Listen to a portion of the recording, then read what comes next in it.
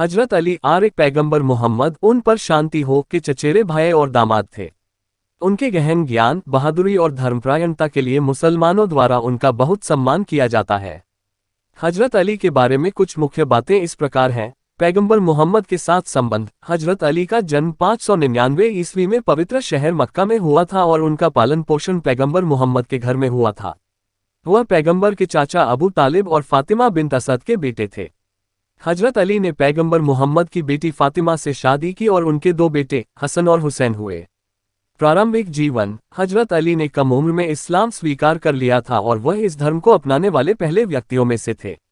उन्होंने इस्लाम के शुरुआती वर्षों के दौरान पैगंबर मोहम्मद के समर्थन और बचाव में महत्वपूर्ण भूमिका निभाई। इस्लाम में योगदान। हजरत अली ने इस्लामी न्यायशास्त्र, धर्मशास्त्र और आध्यात्मिकता में कई योगदान दिए। उन्हें कुरान और हदीस, पैगंबर की बातें और कार्य का असाधारण ज्ञान था और वह अपनी बुद्धि और वाक्पटुता के लिए प्रसिद्ध थे।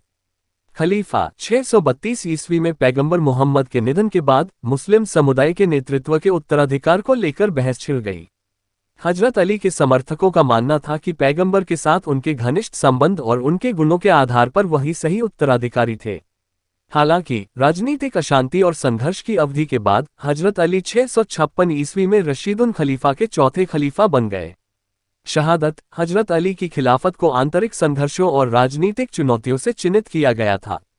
661 में कुफा, वर्तमान इराक में एक असंतुष्ट द्वारा उनकी हत्या कर दी गई। उनकी शहादत पर दुनिया भर के मुसलमानों ने शोक जताया है, खासकर शिया मुसलमानों ने, जो उन्हें पैगंबर मोहम्मद का असली उत्तराधिकारी मानते हैं। ये ध्यान रखना महत्वपूर्ण है कि इस्लामी इतिहास और आंकड़ों के बारे में चर्चा कभी कभी संवेदनशील हो सकती है, क्योंकि इस्लाम के भीतर विभिन्न संप्रदायों और विचारधाराओं की अलग अलग व्याख्याएं और दृष्टिकोण हो सकते हैं। यदि आपके पास कोई विशिष्ट प्रश्न है या आप हजरत अली के जीवन के किसी विशेष पहलू के बारे में अधिक जानना चाहते हैं, तो बेझिझक पूछें।